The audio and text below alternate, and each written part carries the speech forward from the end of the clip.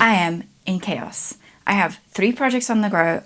The sewing room is turned upside down, so obviously the only natural thing to do is to do another impulse project.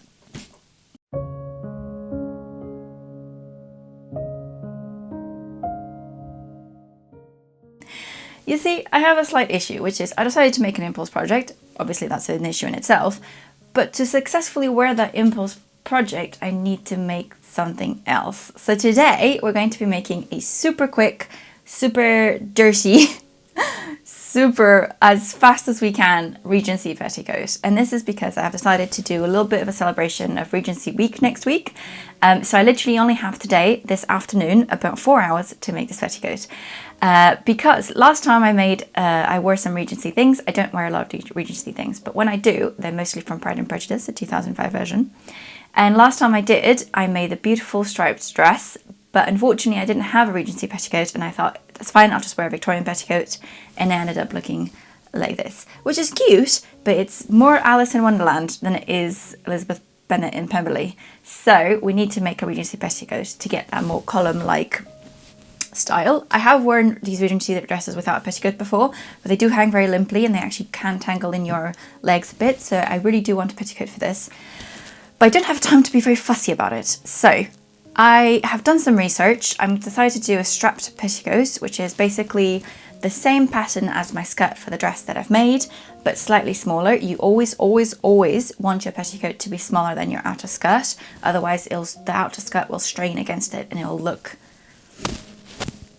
how can I put it? It will look like you squeezed the dress onto you, something like that. Anyway, don't do it. But so for this, I'm just going to use that, and then I'm going to bind the top edge and throw 2 straps over my shoulders and call it a day. Hopefully. So the first step for this is actually for me to go scavenge some fabric. So let's go have a look at what I have in stock and what can work. Okay, so this is my box of plain white cottons, bits, basically. And surely there's something in here that will work. Right? A sheet. That's always good. Okay, what is this? A fitted sheet. It feels quite nice. I don't know where this has come from, but basically if anyone of my friends and family are getting rid of old sheets, they come to me. No. This feels nice. This just looks like plain white sheeting. Ooh, this could be nice. But are you cotton or are you poly cotton? And do I have the time to be picky? Probably not. What is this? That's nice. Ooh. That's quite nice. I might go with this. I have no idea the stuff that's in here. Oh, this is really cute. I do really love this, but it's polycotton. Okay, we're gonna go with this because I think I have enough, and I don't know what it is, but it looks like it'll work fine. It's a really nice weight. It feels like cotton, but it has a slight, you can kind of see the weave to it, so it looks a little bit like linen and just makes it look a little bit more old-timey. So we're gonna go with that. And of course, your petticoat doesn't have to be plain white cotton. It can really be anything you want, but I prefer it because it's so versatile in terms of what you can wear it with. Yeah, there's plenty here for a petticoat. Let's get going. Apologies for my floor. I hate carpet in sewing rooms, but in terms of a pattern, here's what you need. This is the center front here. I'm cutting it on the fold, though that's optional. If you can't cut it on the fold due to fabric constraints, just add a seam allowance and cut it with that, and then sew a seam. It's a petticoat, who cares? But basically you need sort of a trapezoid shape. It's just slightly smaller at the top. This is the top and the bottom. And I've also made it smaller. So this is actually the pattern for my outer skirt. So I've just folded away some excess from the front, about 2 inches, which means that altogether the front panels will be 4 inches smaller than the outer skirt. This is the side panel. It's also just a shaped trapezoid. This will be your length. The top is about 4 or 5 inches. And this is different from 18th century petticoats because it just adds a little bit more circular shaping to the sides. So I would definitely keep that. And then the back is a rectangle. Nothing about it. I'm also going to fold away some of that excess to make it smaller than the outer skirt. But yeah, that's really basically it. You need a rectangle and 2 trapezoids. Just make sure that these kind of the seams that match here are about the same. And yeah, I'm just going to go ahead and cut it because I've already made the skirt, so I know it works.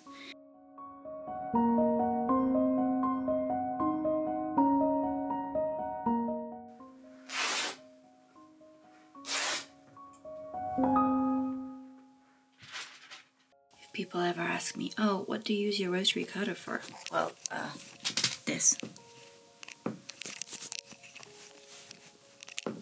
It's a really great fabric weight.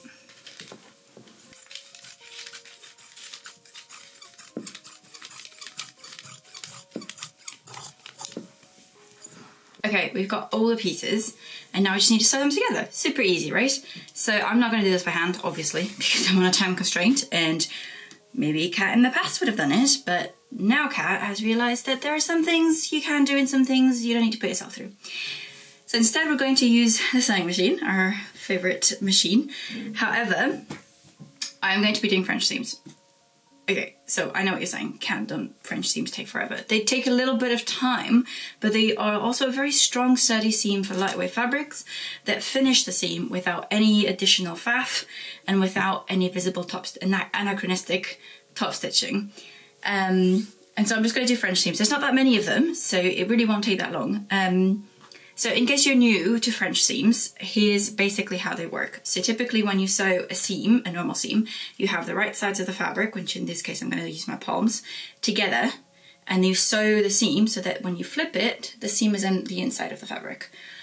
When you do a French seam, you basically sew two seams. You sew one where the right sides are facing out, like this, then you turn it inwards and you sew again so that you encase that first seam within a second seam. I'll show you quickly one example, but it's a really good way to finish lightweight materials, and it's fairly quick once you get the hang of it because you can do it all by machine without any visible top stitching. So I'm going to pin my 5 seams, 6 if you count the half back seam, so I'm not worried. Let's do it.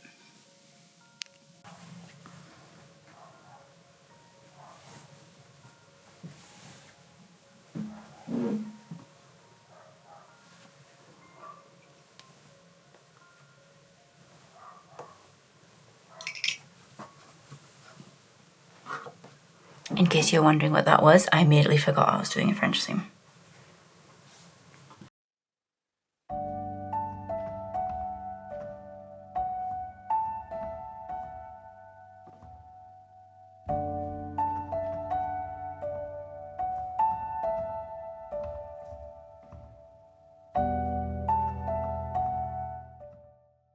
Okay, so French seam crash course. I've sewn the seam, then I press it open, and then I press it flat again towards whatever side you want it to be. And now I'm going to trim this back. I sew this at 1/4 inch, so I'll probably trim it back to half of that, just to make sure that it will be really nicely contained within the next seam. Okay, the seam is trimmed, so now we turn it like this, so that you can see the seam line there. And then, very carefully, sort of just rotate it with your fingers like this until it's right at the edge. Like this. And then, we just press that again. And that's going to be the edge through which we sew another seam at 1/4 inch.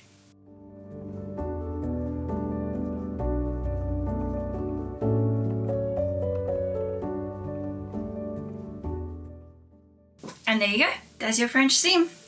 So this is what it looks like from the outside, just a normal seam. And on the inside, you can see the other seam was encased neatly and perfectly. So now I'm just going to do that for the rest of the seams, which include 2.5 seams, and I will be right back.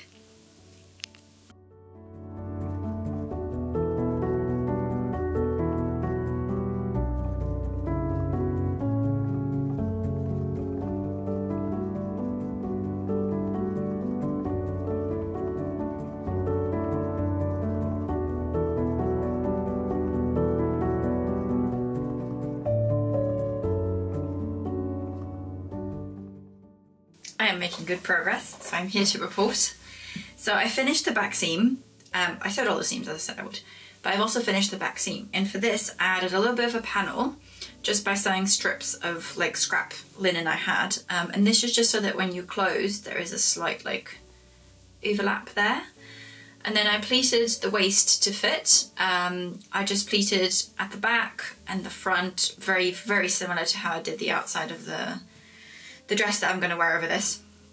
This is very reminiscent of 18th century pleating, where you've got like a gap at the front and then just knife pleats, and the back is just knife pleated. You could also gather this. I just prefer pleated petticoats for me because I think it distributes the bulk nicely.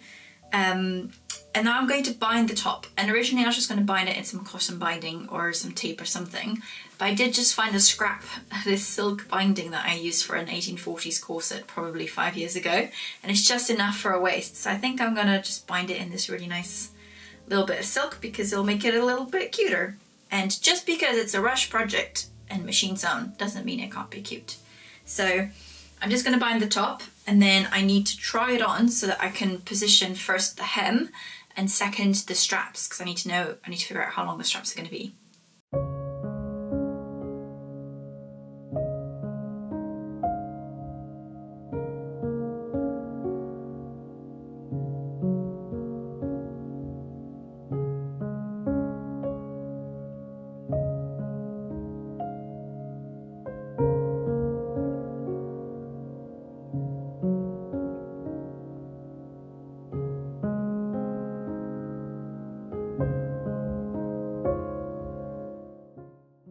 Sometimes when you're short on time, a really good way to save time is by adding more detail. But actually, just hear me out, right? So I thought a good way to finish the hem without a visible top stitching or whatever, because I don't know why, I've already done a little bit of top stitching, but I'm stuck on this, was to add a little bit of a flounce of lace, because it means I can do a French seam and that'll finish the hem, and it's just 2 machine seams and I don't have to sew anything by hand. So I'm just scavenging for a little bit of lace at the moment. I'm not really sure what I want. I was thinking maybe something like a broderie anglaise, like a little embroidered cotton kind of vibe. Let's see what we have in a stash. Okay, so I've just rigged up the petticoat so I could sort out the straps and also the hem. So to figure out the hem, I need to make sure that the petticoat is sitting where it's meant to be. And this is because obviously the purpose of the petticoat is to support the skirt, so you wanted to start where the skirt starts, but because of the Regency fashion, the skirt starts so high up that if you were to just tie your petticoat here, it would naturally fall down to your natural waist, and you would have like a crop top kind of situation. So I've put it so that it's just at the end of my stays, and I've also pinned on the straps going through the back and the front. And now I'm just going to put the dress over it so I can mark the hem, minus this little bit of lace, which I've elected to add to the hem. I have just enough. I'm actually missing 10 centimeters, but I think I'm just going to fudge the back a little bit. Don't tell anyone. So yeah, I'm going to mark the hem, I'm going to level out the hem, and then I'm going to sew the little flounce on and hand sew the straps on, and it should be done. Oh, and add a drawstring. So I made it so that you could add a drawstring to the waistband, so it's a little bit more adjustable. But yeah, it's coming together, and I have exactly an hour left. I think this might be a bit ambitious for an hour, but pray for me.